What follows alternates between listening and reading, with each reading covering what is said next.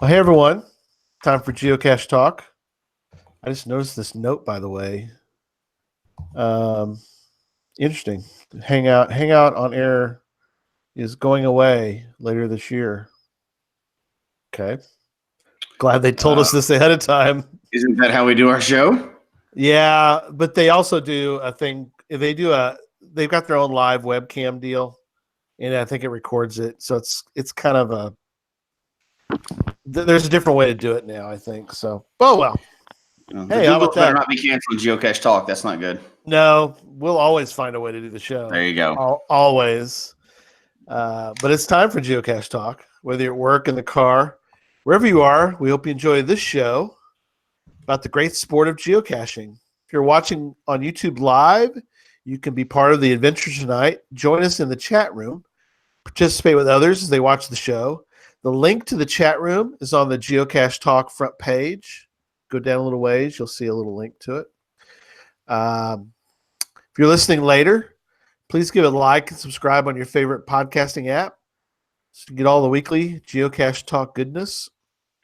Big thanks to the Travel Bugs for the music and our featured patrons, Demon Hunter 2, Electric Water Boy, Aggie Jedi Master, Antaeus, Joshua, the geocaching vlogger, Nick at Cashly, One Kind Word, Butterfly Girl, Loon Trackers, the Aussie Geocacher, and our new patrons, GeoVet91, Nitty Gritsky, E-Ray Bowl, Hoffer15, H2SG2, Bember, The Happy Hodag, Tick Magnet, Canterlopes, and GSM X2.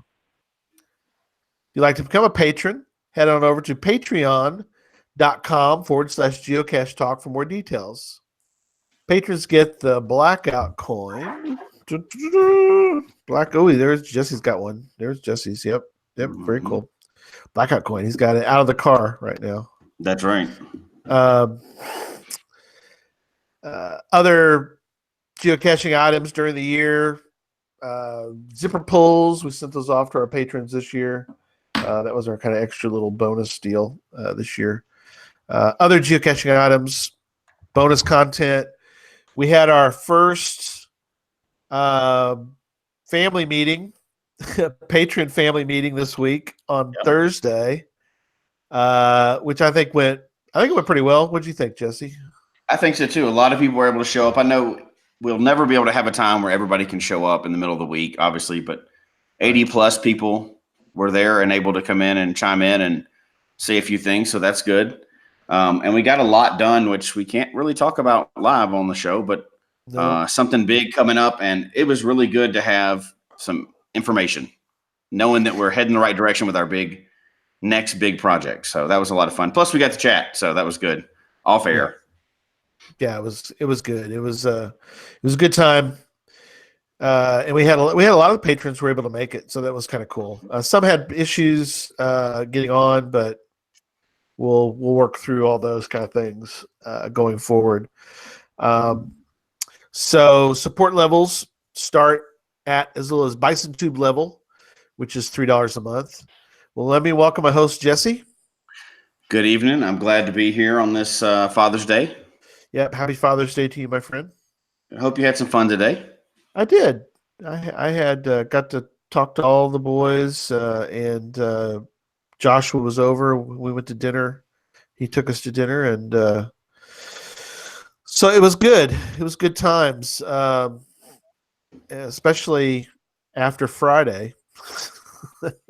Yeah, you had quite the drama Friday. Yeah, I did. Did you put that information out there? I put it on Facebook, but okay. Well, it's out there. A lot of people saw it. Yeah.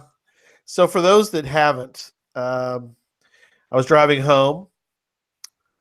Car lost power.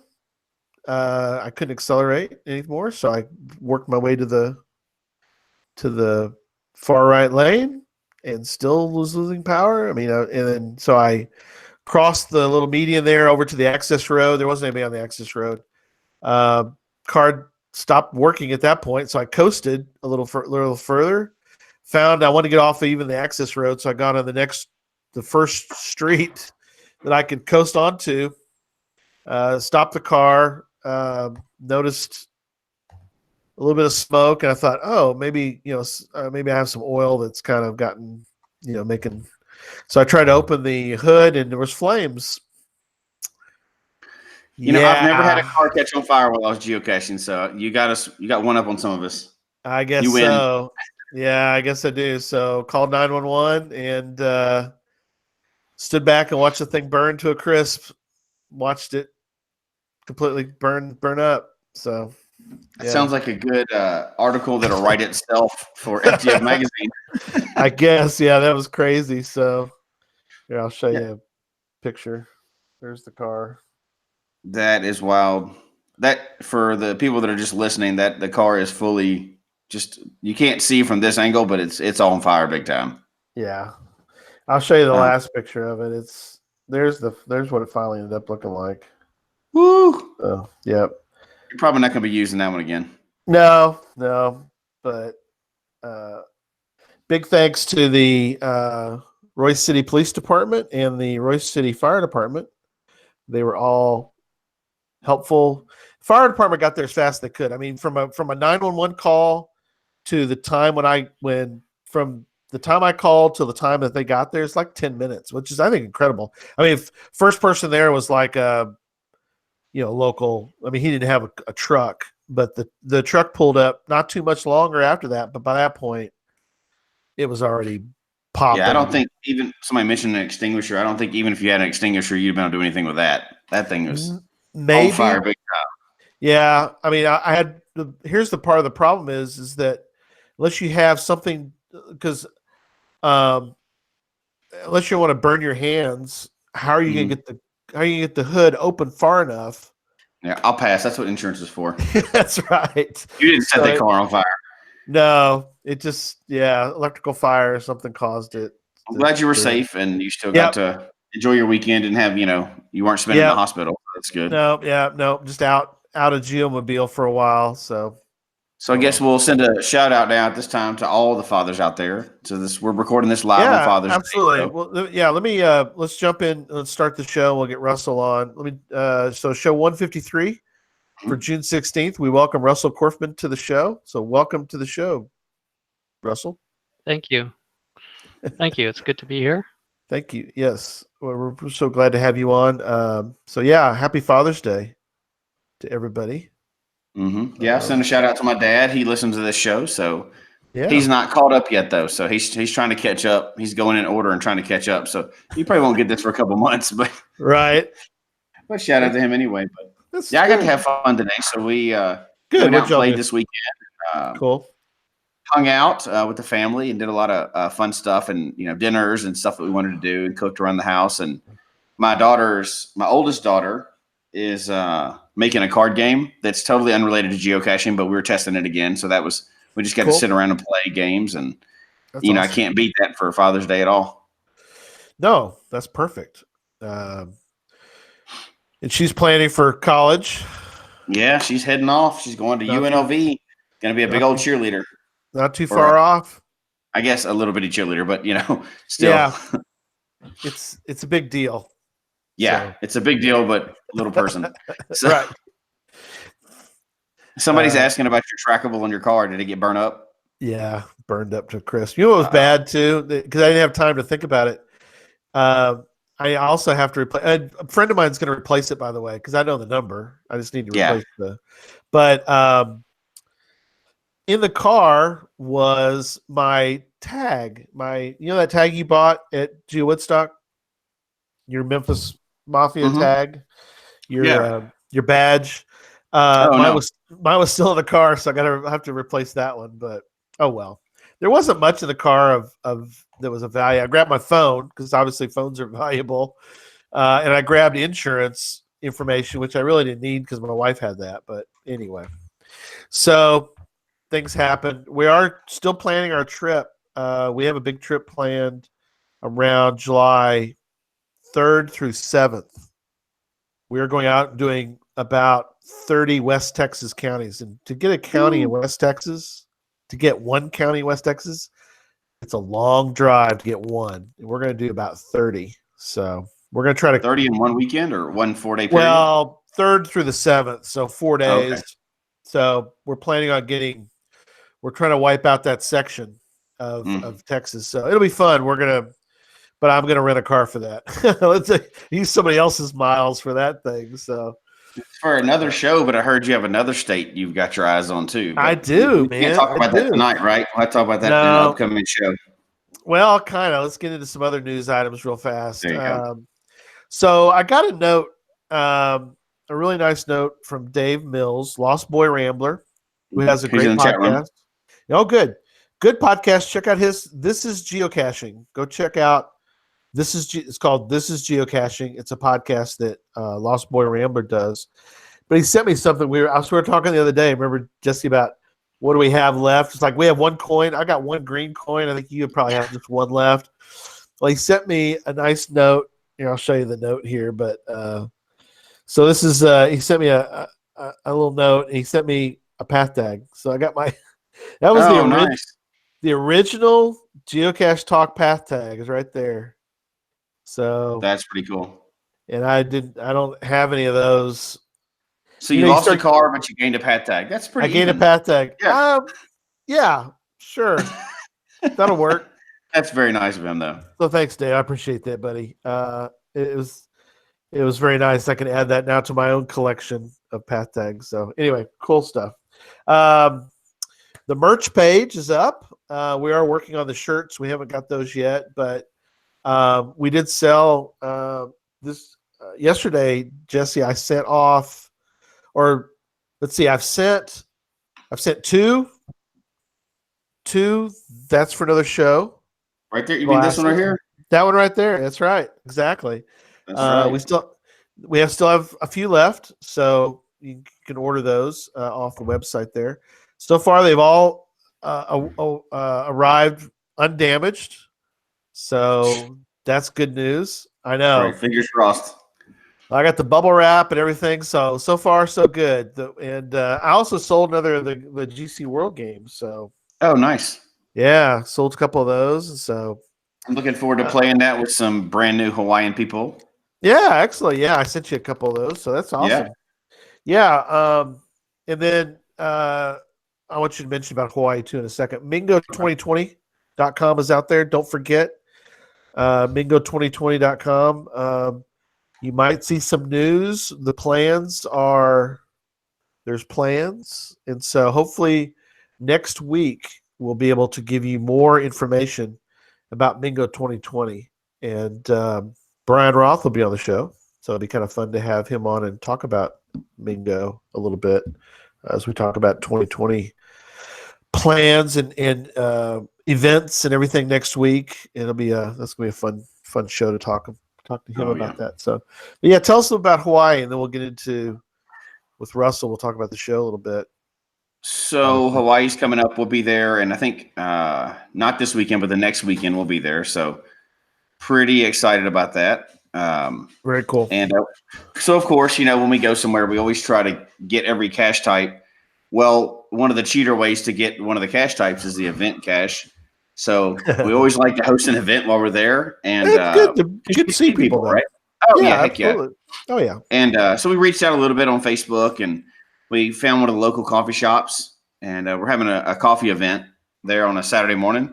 Yep. And there's a few people already that have said they're going to show up. It's pretty early, but I didn't want to really infringe on people's day. So 4 or 5 people are going to show up so far, and cool. We're going to have an event and, give away some swag and hopefully play a little card game, GC World. You may have heard of it. Yeah, I have. And then hopefully get out and get some caches. But we're right in the area, so we're going to Oahu. So we're super lucky when it comes to geocaching, right? Because we got an event. There's a webcam right across the street from our hotel. All the cache types are right there. The oldest cache in the state is right there. That's cool. So it's perfect. So we'll get our caching knocked out pretty quickly and get to just lay on the beach for a while and then do a live show from not a live show, but a show from that broadcast show from down there. Yeah. We're going to do a show. Jesse's going to do a show from Hawaii. So it's going to be cool.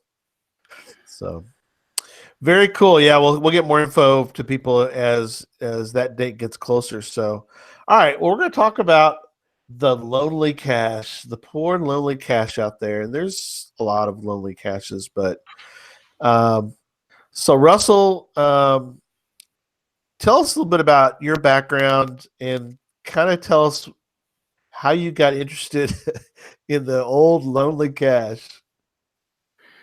That's so I started geocaching in 2003, found a few then, Oh, and great. then I really didn't cache for several years. And end of 2007, I started geocaching again. And there's this guy up the street from me, Arizona Ranger team, family geocaching team, and he told me about this website called Deep Southwest Geocaching Project that basically did a lot of what Lonely Cache does. Right. And it basically went defunct in 2011. Oh, But okay. basically, through that website, it made it easy to find caches that weren't found as often. So I like to go and hike and do backcountry stuff, and so that fit in with things that I like a lot. So yeah, I guess that's basically how it all got started. Right. And the website, if you want to play along with us tonight, or even past tonight, is Lonely Cache, singular, lonelycache.com. It's in the show notes, but in fact, I'll put it in the chat room so you can play along with us as we discuss just lonely caches, obviously in general, but we're going to talk about the website too, because there's some cool stuff there's some cool stuff I didn't realize until we got started talking about this whole topic, and it was just kind of neat to hear about. We'll talk about tonight about the point system and where Memphis ranks and lots of cool stuff about it. Not very high. Yeah, it's okay though. It's where I'm on there too, but so I need to get my score ahead of his score, Russell. So you need to help me with figure out how to get ahead of Yeah. Memphis, because I Gotta go never up beat to him. Idaho. Yeah. There you go. Get some catch. Yeah. We'll talk about. It'll be cool. We'll talk about the point system and there's a lot of cool stuff. I mean, but I want to talk about a couple different. I want to go through and talk about a couple different lonely caches. In the process of talking about these caches, Russell, I think we'll be able to kind of incorporate some discussion about the website as well. So we'll kind of be able to kind of incorporate all that. So the first one I want to talk about with you and with the chat room and everybody who's watching live, it's a cache called it's GC GM7E, Ground Multi 7 event. It's a traditional. We'll start with this one. It's called Doc Mark, aka Kiss My Cache, and I'm gonna do a screen share so we can kind of all look at this together. So let me do screen share, and then we can kind of talk through this together. So there we go. All right. Does everybody see the screen? Okay. Let's see. Are we good? Everybody good. see the screen? Okay. So this cache, a cache by cacher Doc Mark, and it's a 2.5, 4.5. It's in Idaho, and we'll talk. Yeah, Russell, you mentioned about Idaho and why Idaho is interesting. A lot of people mention Idaho, but this one, location's in a wilderness area. Terrain is rocky. Check out this altitude, Jesse. 9,000 feet. That's like Walmart here. What are you talking about? They say, yeah, right. It says they'll take a minimum of 4 days to reach the cache and return to the trailhead. Now that is serious. That's geocaching, baby, right there. That is awesome. Isn't that crazy? So, yeah. This is. Look at the map on that guy. Look at that thing. See, the scary thing with a cache like this is, like, that owner is not even in the game anymore. Right. So it may or may not be there. Right. And that's something. So this one, by the way, it has been found once. It was found back in 2004. But this is like where 100 years ago. I know, but this is where the intrigue comes in. So Russell, so this kind of cache, it fits lonely cache because it's been found. Is that right? Is that a good way to put it? Well, it doesn't have to be found to be in lonely cache. I mean, Okay. any cache will be in lonely cache, but the owner won't get credit for that cache until it's found. Okay. So what makes it a lonely cache then? I know that sounds like an obvious question, but We don't really define that. okay. It's just an Basically, amount of time. we just have a scoring system. So Okay. basically, how many points that cache is accrued over time, the higher it is going to be worth more points. Basically, the scoring system is a ratio of how old the cache is Right. by how many people have found it. So the less found the cache is, it'll be worth more points. Okay, cool. Very cool. There's a couple Well, of that them makes sense. So there's nothing like it says it has to be 6 months. It's just however long it's been found, however long since it's last been found or been out by the number of finders. Right. Okay. And it's like Yeah. 50 points per year. Is that what you said? A cache accrues 100 points per year. Okay. So if a cache is found once every year, it'll be worth 100 points. If it's found once every 3 years, it'll be worth like 300 points. Very cool. I like it. This one, by the way, is I think on the front page of the. Yeah, that's the loneliest cache, isn't it? In the whole lonely cache realm. Yeah. So on the front page of the, and I didn't put them all in here, but because there's a couple on here that I want people to go find and go read about on their own. But yeah, it shows up here how much it's aged, the points, and here's their points right here, right? 1589. Right. So one fine in 15 years makes sense. The points is about 1,500 points because 100 points a year roughly. So anyway, that's an interesting one. Yeah, that second one, that it's all Phil's fault, was just found, I think, last May or April. It was recently found for the first time. So yeah, cool. All right, so I'm gonna switch gears now. Let's go to the next one, which is this guy. Cat. I know people read.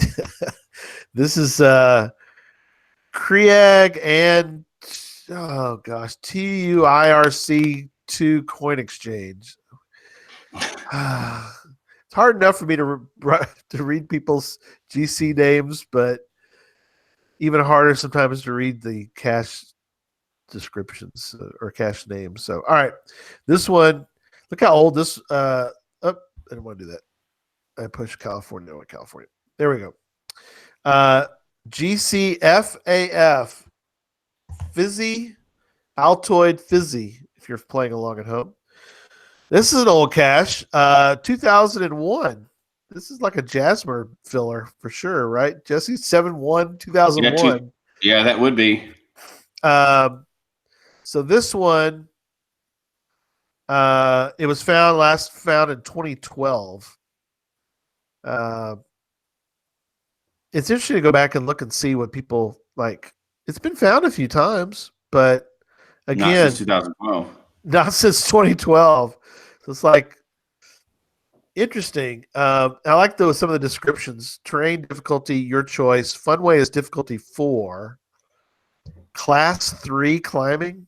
What does that mean, Russell? You're a climber, or kind of, or you're a backpacker or adventurer. Yeah, I don't really climb. No. I've rappelled some. It's basically, I don't know quite how that works, but basically you can scramble it and there shouldn't be too much exposure. Gotcha. So you shouldn't need ropes or anything like that for class 3. And then difficulty 3, rock scramble, trudge up the talus. But what's funny is we've always talked about this too, Russell, on the show. Is like, for me, these are 5s, man. But for Jesse living in Colorado, this one's in California. So he tells you how you can climb it, and it gives you. But again, you're This is Well, and it's a another one puzzle of too, right? So yeah. There's something unknown. Yeah, we didn't look to see yet about the.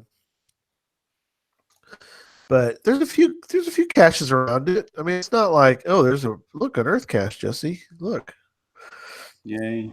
yay! But there's a lot of peaks out here. So yeah, we'd have to figure out. We'd have to look and see what all is required. A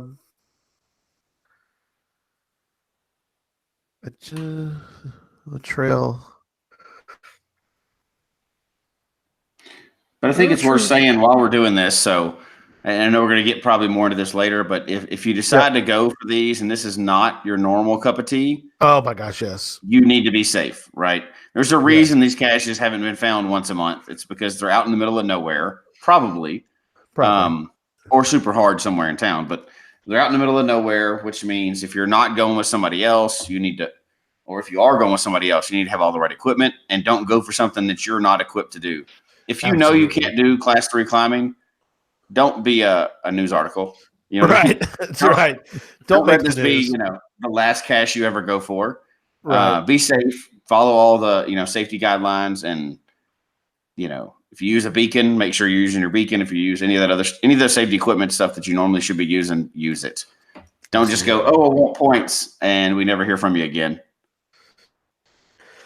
Exactly. Yeah, we'll get into a little bit of that because Russell's done some of these searching for lonely caches, and you got to plan correctly. You can't just willy nilly like go. I'm gonna decide to. I'll decide today. I'm gonna go after one of these caches. No, you've got to plan. This is interesting. This is the letterbox. It's a 4.5. It's in Idaho. What is the deal with Idaho, Russell? What is the deal? I don't know. I know. So I said Lonely Cache was based off of that Deep Southwest geocaching project. Right. So a lot of the people that live in the area that the DGP covered are familiar with this and kind of got into this game of finding lonely caches. And Right. after I created Lonely Cache, we expanded the territory. And so Idaho was never in that. So I don't know how much the people in Idaho are playing this Find the Lonely Cache game. Sure. So I think that's a lot of it. If Cool. But I think it's also just remote wilderness areas. There's a Sure. lot of them up there in Idaho. So Makes that sense. one, what'd they say, a 4-day in and out backpack to get to Yeah. it? So 4 day. Yeah. So how much of an area do you pull these caches from? Is it certain states or is it everywhere? I'm sorry, what was that again? The caches that are on this list, it looks like there's a lot of Colorado and Idaho, like you were saying. Is this all Right. caches or just caches in certain states so far?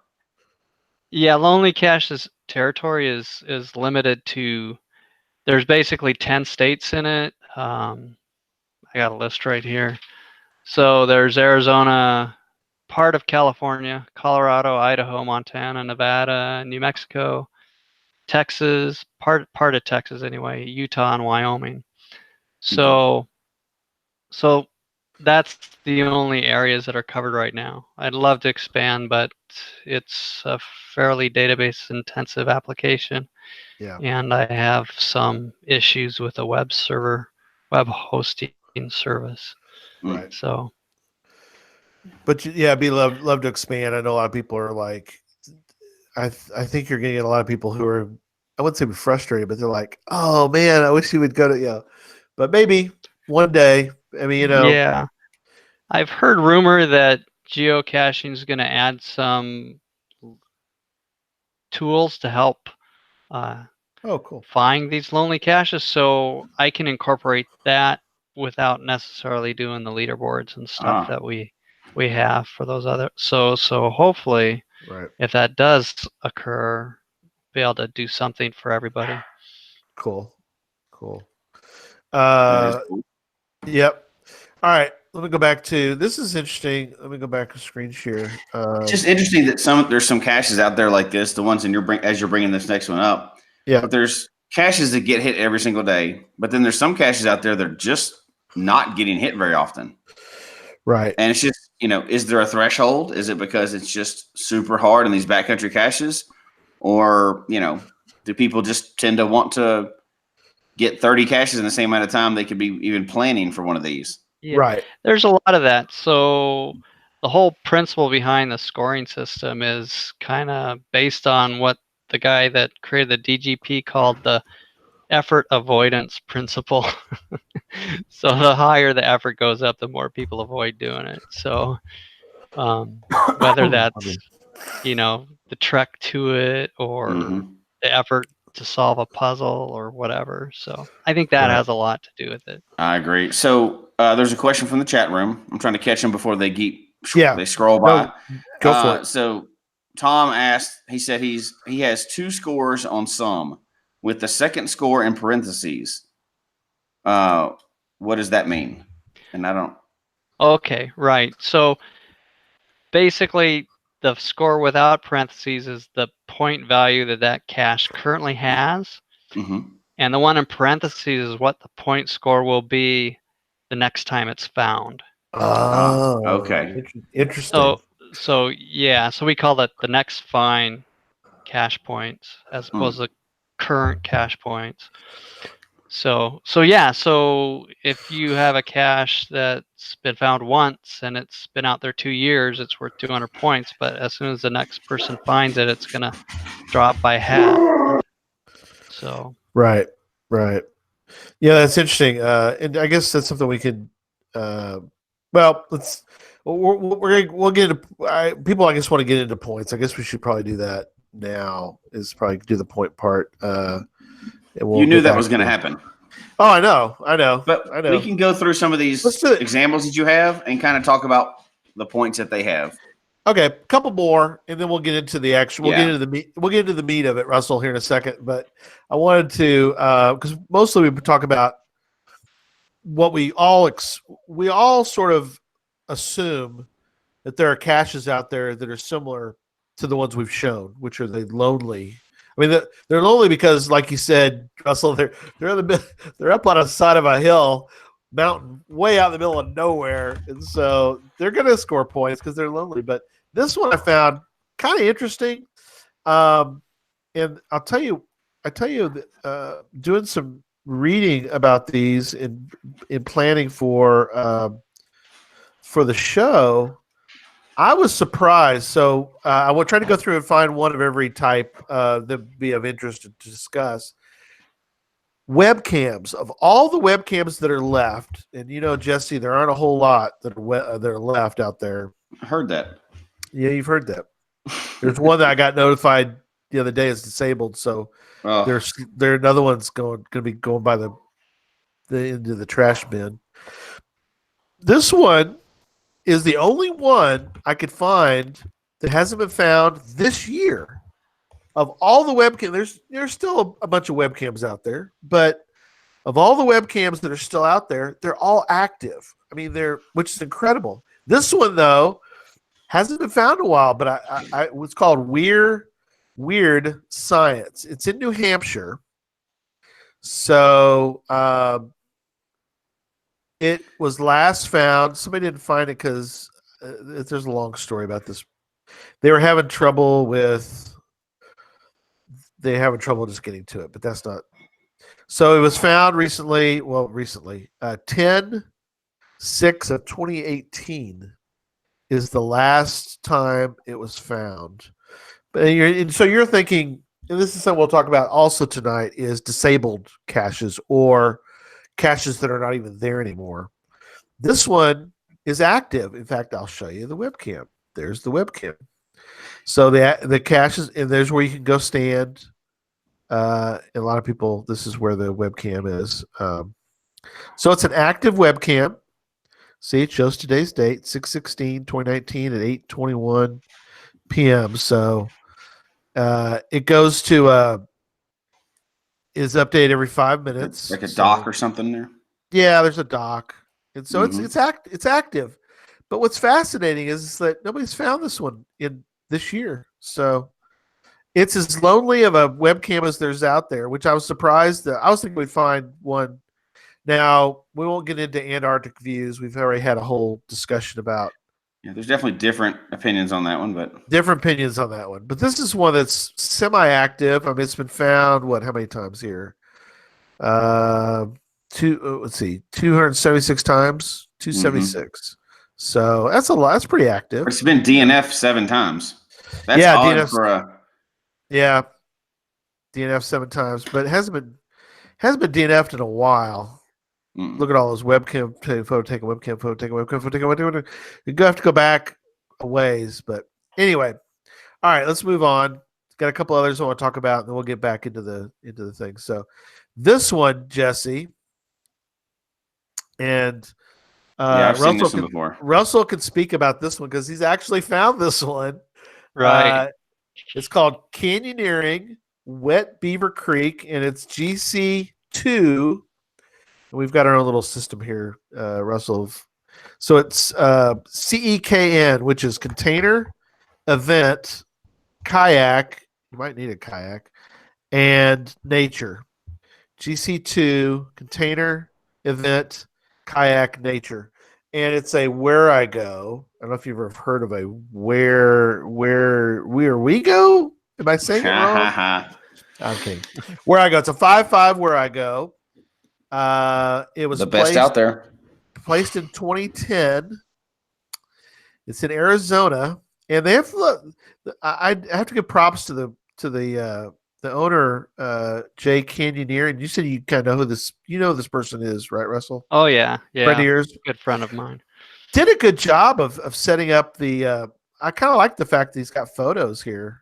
I think that's kind of neat. So again, this is another one you plan accordingly. Because you were saying before the show, Russell, this is a full day. This is a. I'm going to find one cache today, and this is it. Well, there was a couple where we started. I mean, we had to drop a car off at both ends, right? And a lot of people would have done that maybe overnight because it was a pretty long hike and there was a lot of swimming involved, and then the ending was actually a big surprise. It was wow. It was a pretty sketchy place that we were able to climb to without ropes, but we thought we'd have ropes almost. So wow. Wow, that's incredible. So it just reminds you that there's some of those type of caches out there, right? We forget sometimes because there's so many in town, and just so many that are just grab and go. You forget sometimes about that. This is part of geocaching as well. Yeah. So like the guy who DNF'd that, I think his battery ran out, so he couldn't finish the where I go. No. So batteries. Yeah. Yeah. This is interesting. This kind of, I guess, speaks well, Jesse, to your favorite type, is that not the batteries. That was a different problem, but the fact that you can make these, you can make basically you make a where I go as easy as you want. I mean, we've talked about that before. It's like start here, walk 5 feet, you're done. Click it. I've got one of those, in fact. Right. Don't you have one? It was like the easiest where I go in the world is. Yeah, that's actually what it's called. Or you could do this, which is a 5-5 all day hunt. So again, this one's kind of cool. You get a lot of write notes about, hey, are y'all interested in doing this one? Been found 3 times. Arizona Ranger team found it back in 2012. And then Russell, you found it 2012. Yeah, 9/16/2012. Yep. So and it's like you said, it's only been found a couple times. It was published in 2011, and other than the fact that these are just out in the middle, I mean, it's gorgeous, but obviously the difficulty makes it, something you got to really do. You really do have to plan for. Is that why you're thinking that a lot of these are become lonely? that for sure has a big impact. I mean, they take a lot of effort to get to, and a lot of people just don't want to do that or aren't maybe up for the physical challenge, stuff like that. Sure. Okay, so let's switch gears and let's talk a little bit about let's talk a little more about the website and um, the scoring, because it is interesting. Let me bring that up again. Probably easier to talk through it together. So let me share the screen again, and I'm not sure. Let's start. Let's start, Russell, with the this. This is kind of interesting. This is where I'm sure Jesse's the first person to go look for this, but the leaderboard. Mm-hmm. So, talk a little bit about these leaderboards. How do you get on these leaderboards, and what do these leaderboards kind of mean? And let me know if you want me to click on any of these to kind of give you Yeah. a chance to explain more. So it has several different types of leaderboards, and Lonely Cache is split up into regions. So there's just the whole Lonely Cache wide territory, Right. which is what these leaderboards are here. And there's Right. best all around, just basically totals up the points for all the caches you've found that are in Lonely Cache and comes up with a total. And that's split up by the different types of caches too. Okay. So Cool. like the webcam cache leaderboard, there's not a lot of webcams and they're not worth a lot of points because they're found a lot. So you can see that guy's got 43 points and he's the leader. Yeah. But Which then the makes sense though, because like you said, if they're found all the time, it's hard to get points for them. yeah, and there may actually maybe several people who have the same amount of points, but he would have been the first one to find all the caches. Okay. I guess is the way to put it. Sure. But then if you look at the overall, which is basically all the cache types, the leader has like 300 and some thousand points. Yeah, 360,000 points right now. Right, Yeah, which is UGC. pretty huge. And it's kind of broken up by points from hides and finds. So like the second guy's has a lot of lonely hides that by Kotak. Oh, got you. Mm. So And so it's just totaling them up. And then if you've gone to the leaderboard. So yeah, we can pull this guy up. You can kind of maybe talk through. Is this a good example, or do you want me to go to a different person? well, this is about his stuff. So Oh, okay. yeah, so it shows he has 129,000, almost 130,000 points for fines.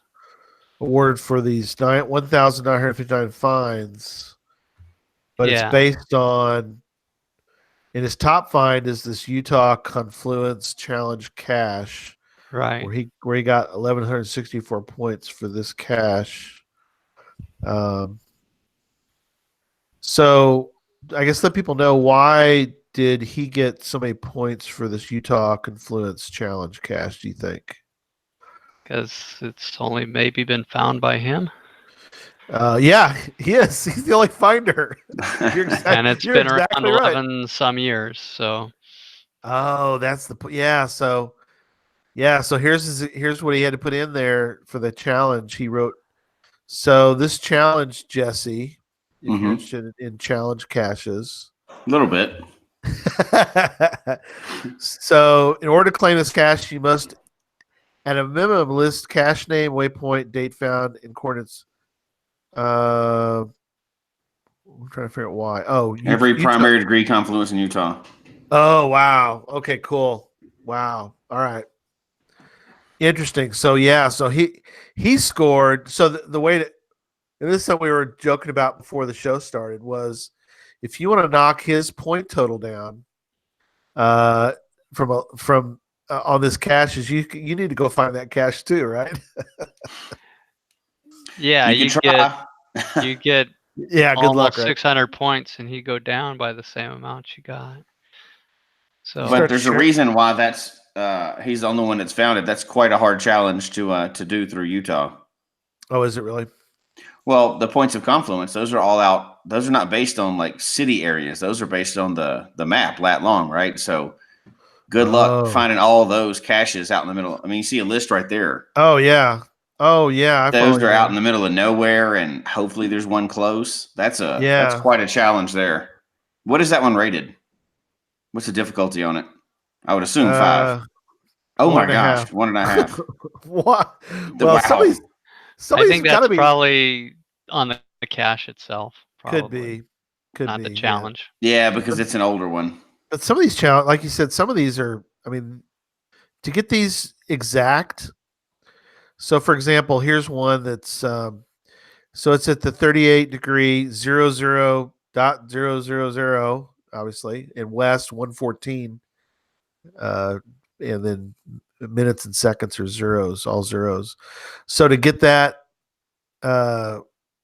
get that cache that's right there, you obviously have to go to it. So that's a confluence cache. That's cool. Mm-hmm. Confluence caches are kind of interesting. Mm-hmm. That's for another show. Yeah, they're fun, I think. Take a drink. All right, cool. So then he gets points also. He's got, like you said, for him, he's got 210,000 points for hides. Right. So how do you get points for hides? Okay. The caches accrue points, and Right. basically, you only get an owner only gets points once the cache has been found. Okay. So you can't just go hide an impossible to find cache and think it's going to grow a lot of points, because somebody has to find it before you get points for it. Right. So yeah, so basically he has a lot of hides, and a lot of those are just kind of way out Sure. in the Here's one. backcountry, Yep. and they're not found so often. Right. Yeah, we have some in Colorado. Some of his caches in Colorado that just I don't know if they've never been found or have only been found once, but they probably rank pretty high. I've seen them on the list before. Yeah, Sure. if you made a vacation of finding some of his caches, you could get a lot of points. I think he has a lot like out by St. George area in Utah, Oh, if I'm wow. right. Hey Jesse, how about this Mhm. guy, What you got? Mondu? Oh yeah. Hey, just the sheer number of his finds and hides. Yeah. Yeah. It's an interesting to look at because he has so many finds, but his total point, if you compared him to people with more points, they Yeah. would have a lot less finds, and it's just because he goes out for everything, and some people just target higher point True. caches. So That's very true. Yeah. Yeah. Well, it He's a helps when you're sheep. around the 150,000 finds. That kind of helps. So yeah,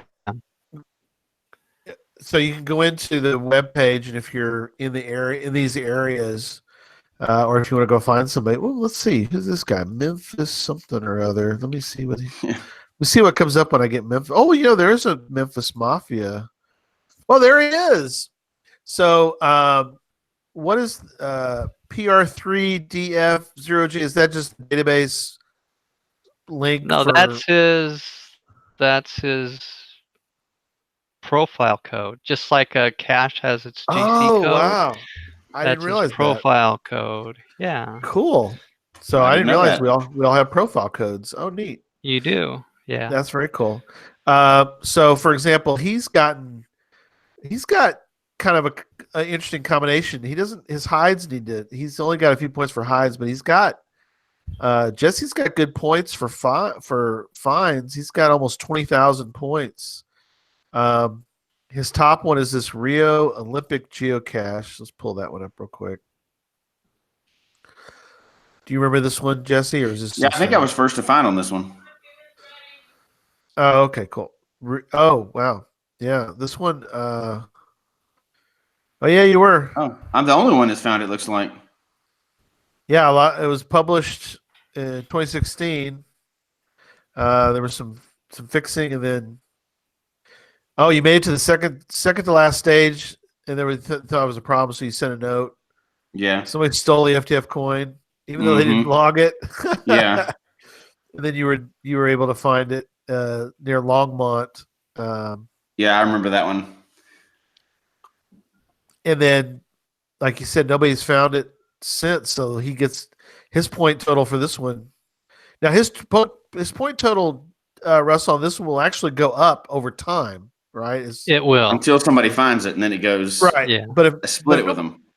But if nobody finds it, your point total will just keep going up on this cache for you.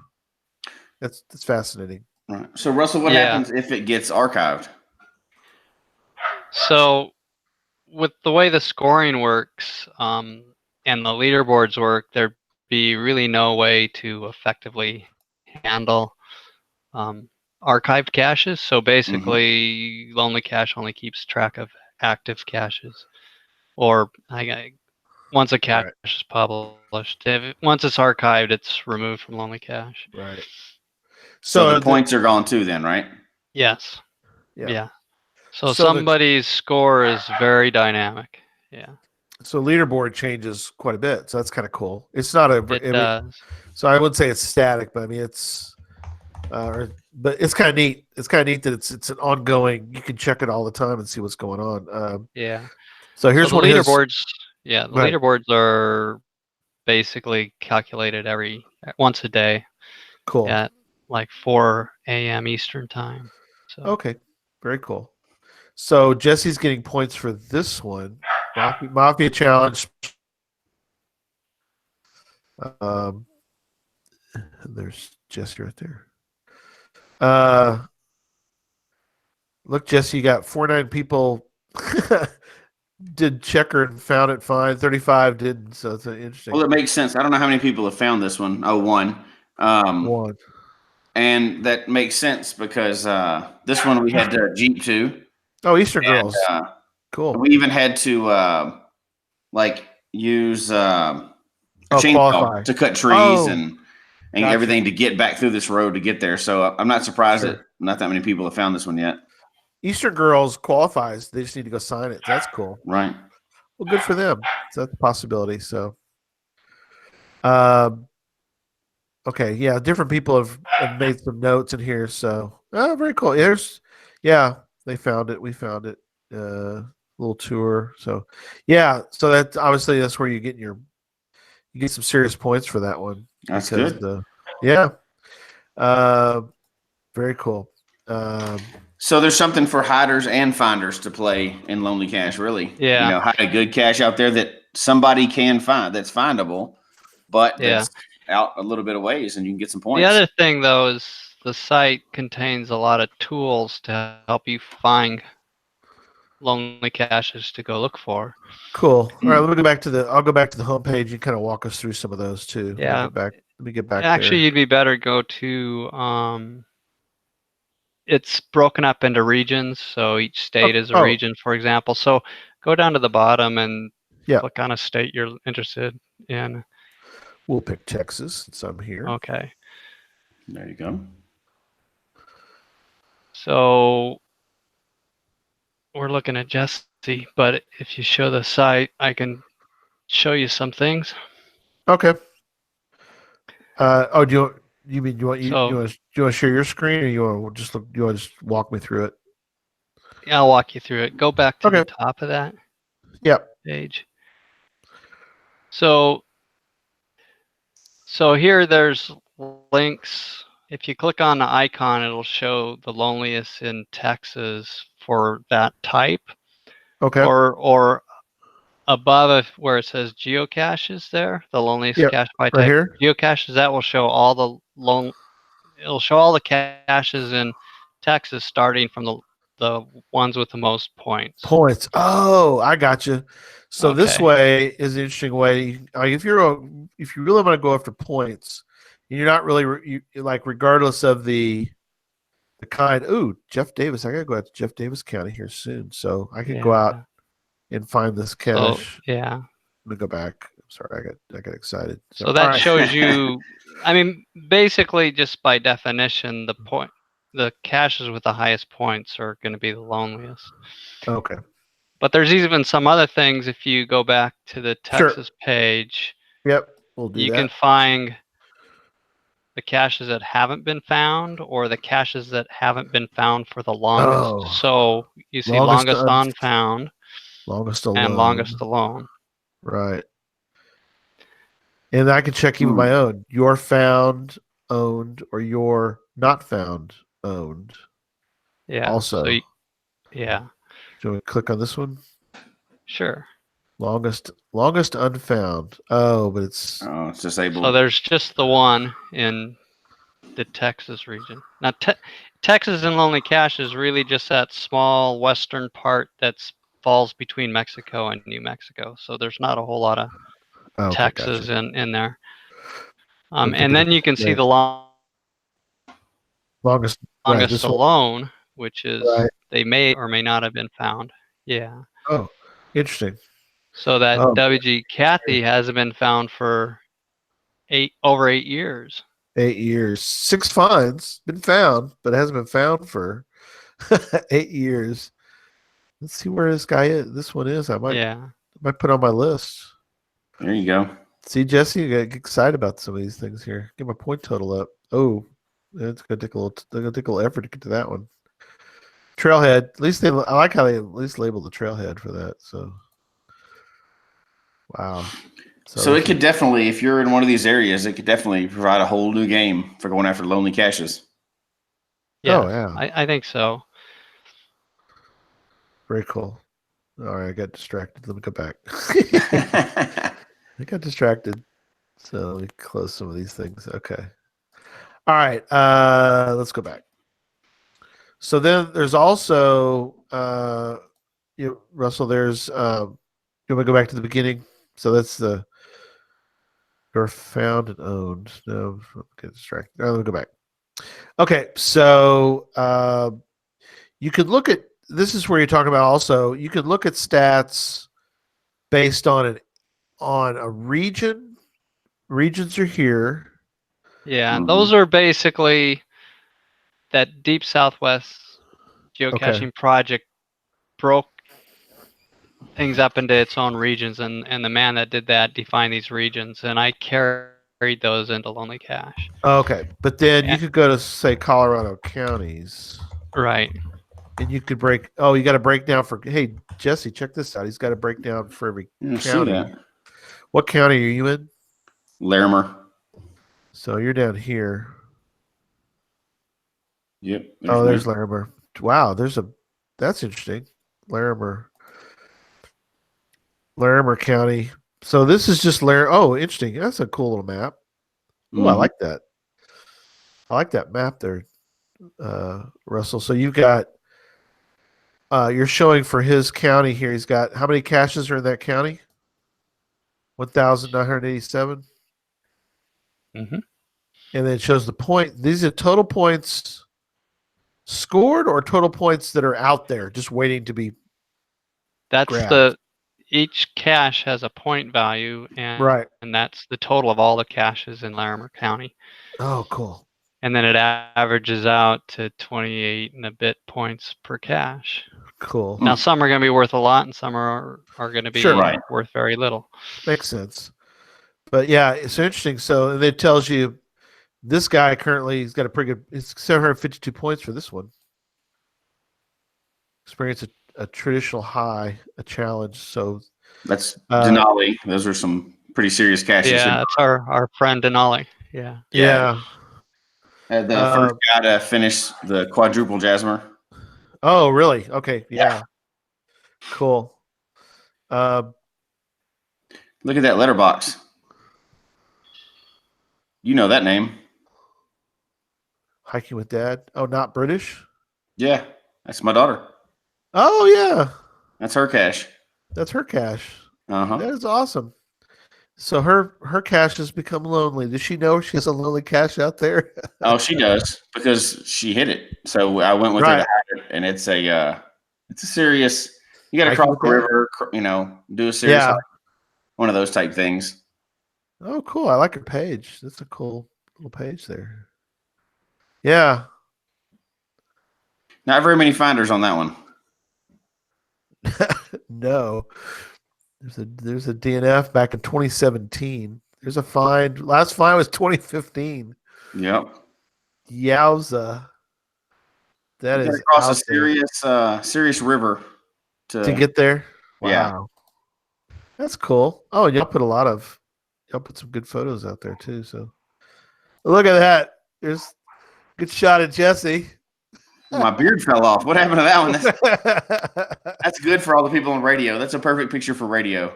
Yes, yeah. No, yeah, we have to describe that one, but yeah. So, but it's great for the YouTube people to see. Jesse without a beard. There you go. It did happen. It did happen back then. So, all right. Once again, I'm distracted a little bit. Distracted again. Back to I know, but I'm glad you. Yeah, that's kind of it's sort of like, I wouldn't say it's a pride thing, Russell, but it's kind of a cool thing that you got. If you have one on there, you're like, yeah, it is lonely, but yet it wasn't designed to be found every day. Right. It just, again, remember that there's different types of caching out there. There's all different types. Yeah, absolutely. Now this is interesting too, Russell. There's a recent notable find. So these are the points that have been given out fairly recently. Right. It goes back the past 30 days. Okay. So that's for Larimer County, and if that's where you're still at. Cool. Yep. Yeah, and then you can click on the more recent finds, and it gives you a little more information on that. Oh, neat. So yeah, it's fun to keep. I like to keep track and see what people are finding. Yeah, that's kind of neat. Yeah. Very cool.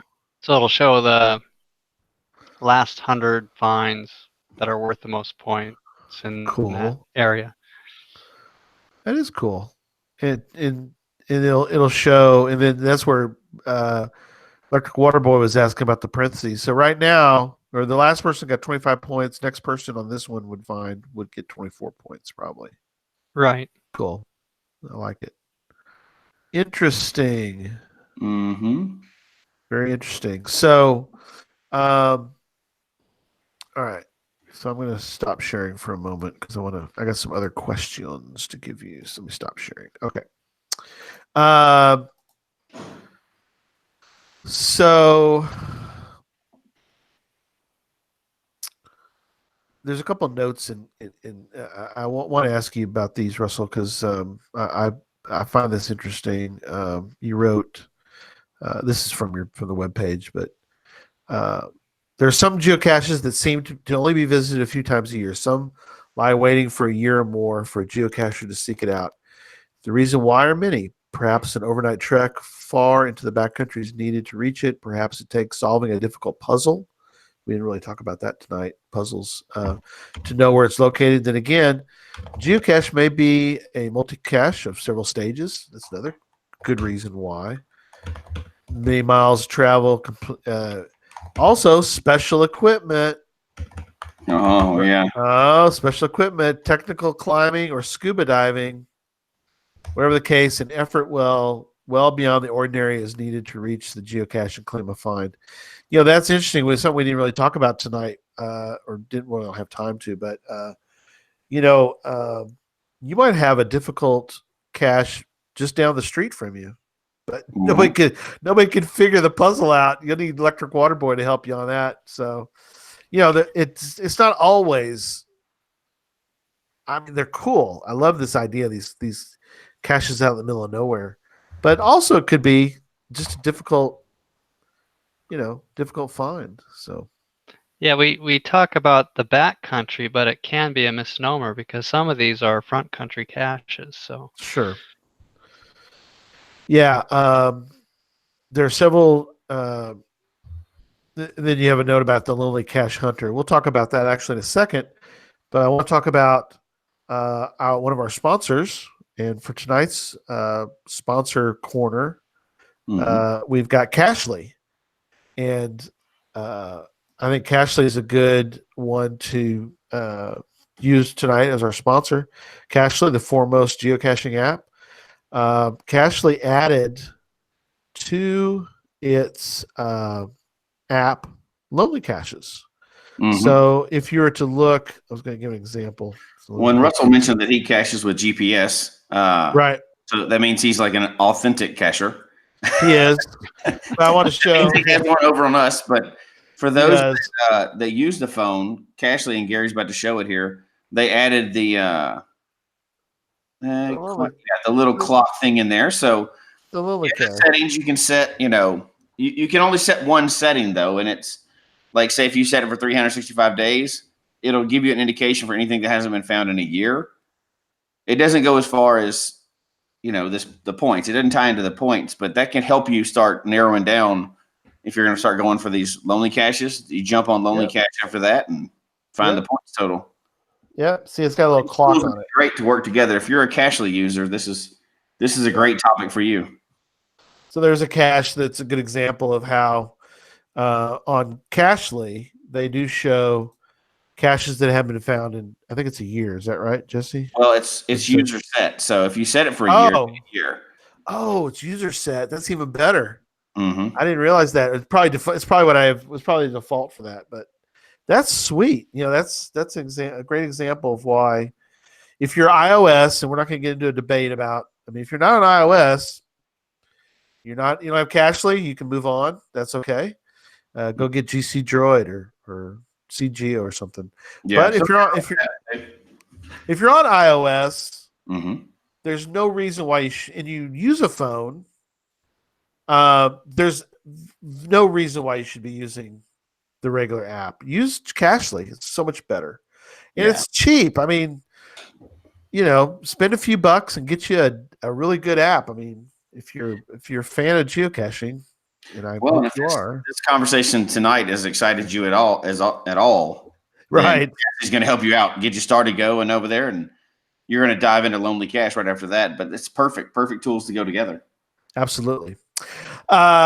Okay, so you also got Russell. I like this write up you have about the Lonely Cache Hunter. There are some geocachers that seek out these lonely geocaches. These intrepid souls may spend hours pursuing maps to find possible routes to a backcountry cache. Some will spend days, weeks, or even months working through the layers of some perplexing enigma. That's true. Vacations will be planned, equipment bought, skills developed, if I could read, all with the goal of finding just one lonely geocache. So you recently found a lonely cache. In fact, I used some of your photos this week for to promote the show. So tell people about this one, because I think what people like to hear about the actual adventure of things. So I'm going to show you the picture, and you tell me about tell people about that cache, if you would, my friend. Okay. Yeah, so mid-January, I did a 2-day backpacking trip just to find a string of caches in the Bradshaw Mountains in Arizona. Oh, cool. And yeah, you could get them if you had like a Razor or a fixed up Jeep or something, because I basically just walked roads. But basically, I walked 30 miles in a couple days and climbed thousands and thousands of feet to find these caches. Wow. And that one you showed, I had actually found before. Okay. But several years ago, the Arizona State Trust Land Department said you can't have caches here, and they were all archived. Right. And then some people got it worked out, so they allow caches on state trust land again. Right. And so that cache was unarchived or relisted, I guess. Right. So I went and found that.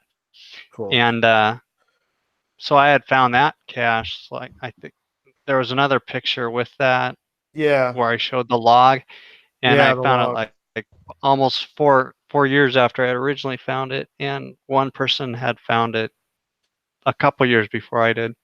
Yeah, here's I was going to show that. Yeah. So as you're talking about that, so here's the log.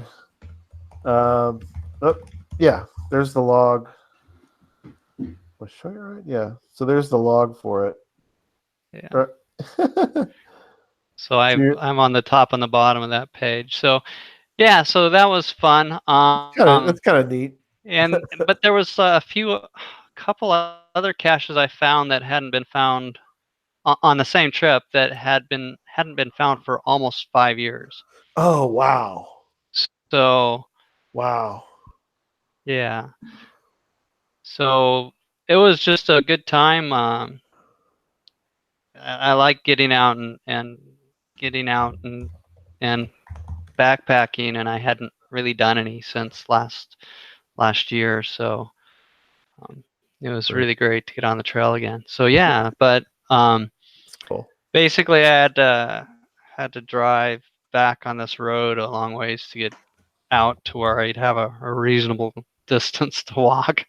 Yeah. And 30 miles was still a lot in the 2 days. So, So but other than yeah, it was. yeah, so other than the normal, and this is kind of what we're talking about, and really kind of Jesse, it's really more that's for another show. But Mm-hmm. all the planning that you really should do, you let people know where you're going. You never go somewhere without telling somebody. Almost suggest you go with somebody a lot of the time. If you really shouldn't be doing these by yourself. All the normal stuff, all your emergency preparations that you do. But as far as on the caching side of it, Russell, what what are some things that people should do? Um, so if a cache hasn't been found, say in 5 years, and you're going to go look for it. You get to GZ and you kind of start to hunt around. I mean, sometimes they're there, but if it's not, is there certain things you think about as far as trying to figure out maybe if it's been that long where it may still be? Let's say it's still there. What are some things? Usually out in the middle of nowhere like that, where Yeah, are they going to go? So and a rain lot of could rain possibly moved it a little bit or possibly, but Mhm. hopefully nobody put it where it get washed away. Sure. Mm-hmm. I Yeah. mean, if you're going to place a cache out in the backcountry, I would hope you look and see where water normally runs, stuff like that, and avoid those places. Like the one you showed that was all buried in rocks and it was an ammo Yeah. can. So it was Pretty pretty easy. easy. Yeah. But the big thing is they just get buried under crap that Yeah. falls. So sometimes it looks like there couldn't be a cache there, but it's just buried under leaves and stuff that have accumulated over a few years. I mean, Sure. uh, even like where I was in basically the desert, the chaparral and stuff, there was still leaves and stuff, over those. Sure. So, So Russell, Obviously do or you? the bushes grow up around them, so it's Oh just harder to yeah. even get right to ground zero. Yeah, So, forget about Do the you bush. contact if it's been, let's say it hasn't been found in a couple years? Do you look and see if the owner's still active? Do you contact the owner to say you're heading out there, or do you ever try to contact them at all? Or 'cause some of these are gone, yeah, right? Some of these guys that haven't been found in a few years, the owner is not even in the game anymore. right, that can happen. I might if it had some did not finds on it, Mm-hmm. Right. Makes sense. just because maybe it really isn't there. Sure. Um, So, but not normally. I normally don't. Yeah. They're usually there. I mean, I did. My wife and I looked for one that hadn't been found for over 5 years, and we didn't find it. Um, so, Unusual though. Yeah. uh, just I think last month, and so that was disappointing. But 'cause we made a day out of that, and but it was okay. We had a good time. We had a nice hike, and we walked up this creek for a while and stuff like that. So Well, that's the Yeah. good thing about going after something like this. Even if you don't get the cash, you had a great day of hiking and maybe even some backpacking and everything else. So the trip was yeah, still worth it either way.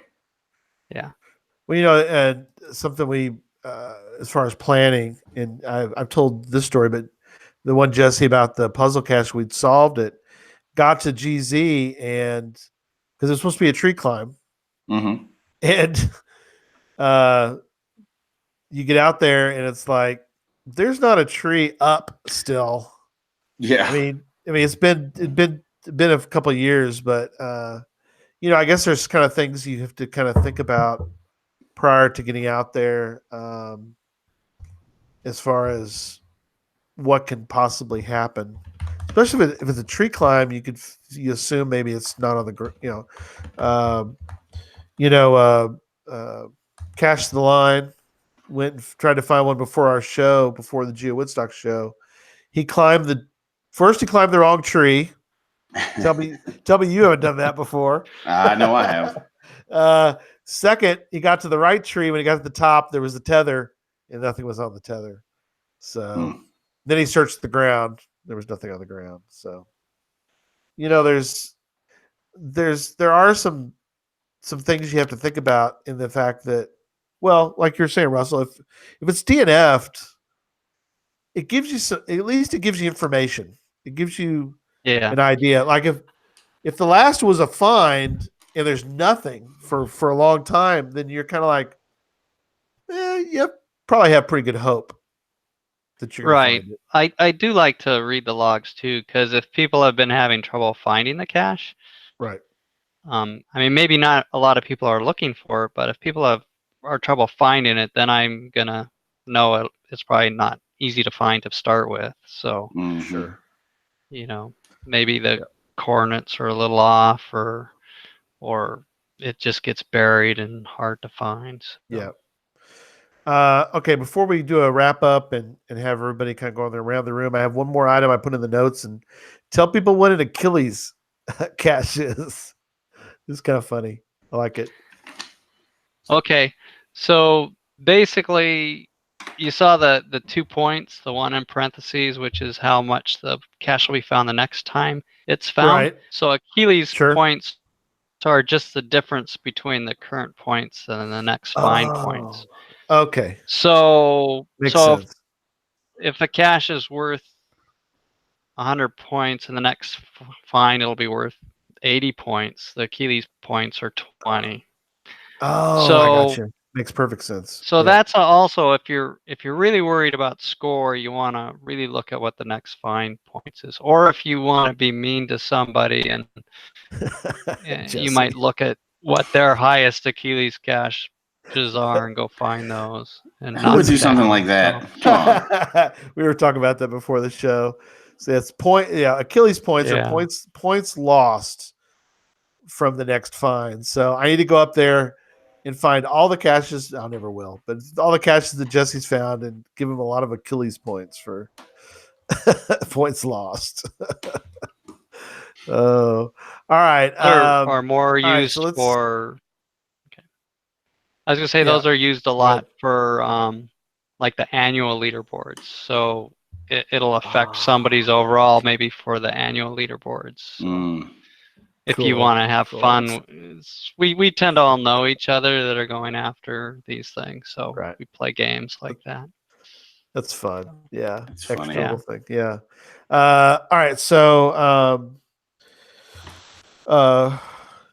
Jesse, I'll start with you. What are some of your final thoughts on for tonight?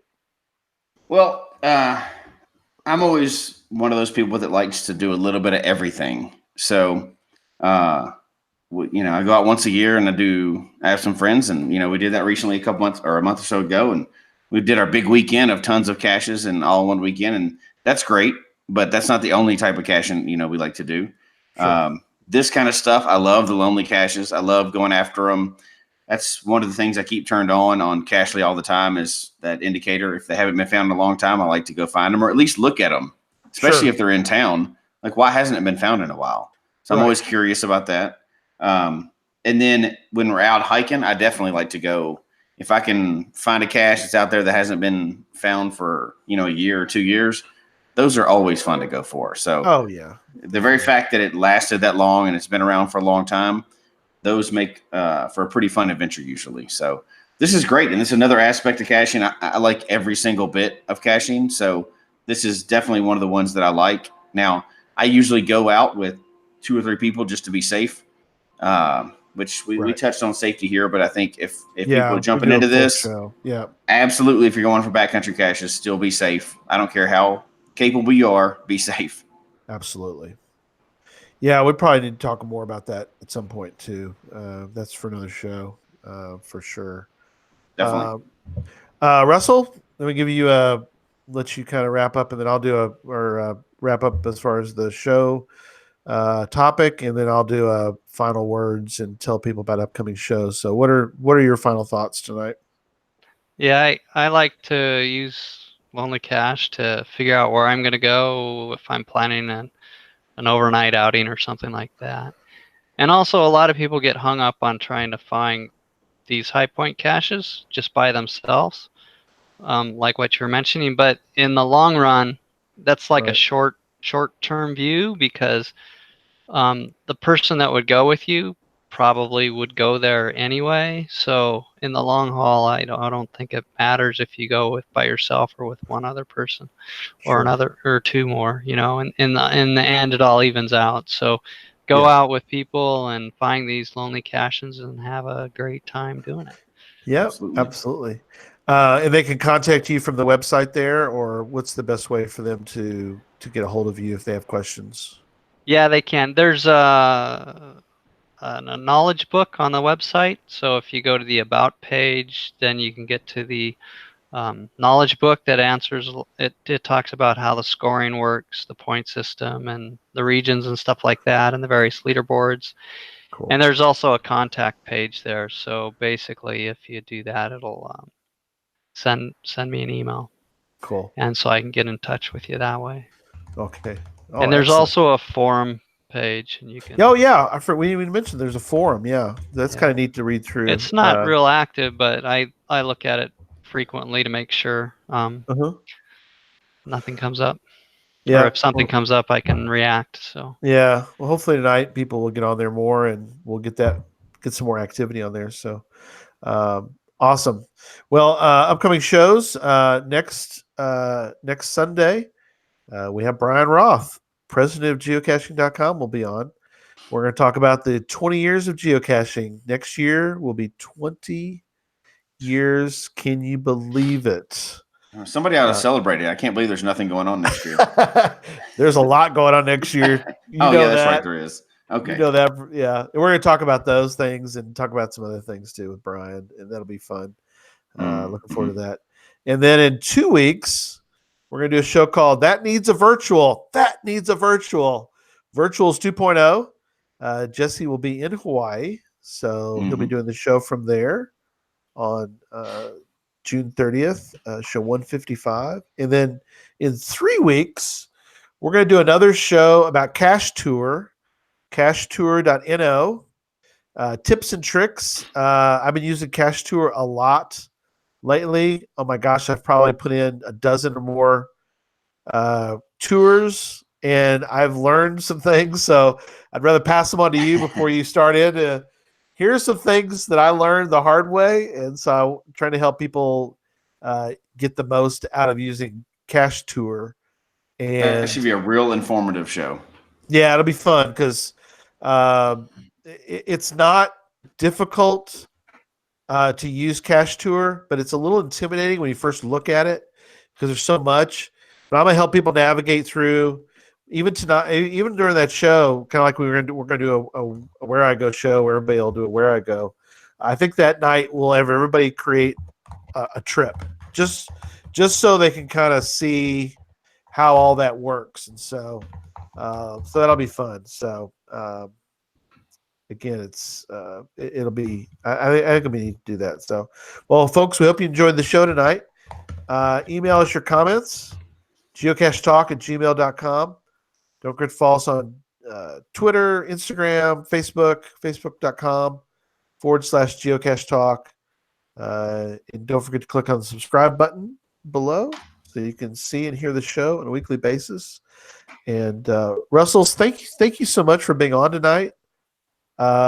We had a great time talking about lonelycache.com and look forward to hearing more from you and hearing more stories going down the road. But thanks again for being on and giving us the lowdown on the website. That was my pleasure. I really enjoyed talking. Cool. Yeah, it was fun. Like Jesse said, I find it fascinating. I'm so glad we were able to get on and do that. So, well, thanks again to everybody in the chat room for your questions and comments. We always love you guys in there, and guys and gals. It's great. So until next week, don't just talk about geocaching. Go find you a lonely cache, because there's ways to do it. You need to go do that. And when you do that, of course, you're going geocaching. Good night, everybody. Good night. Night.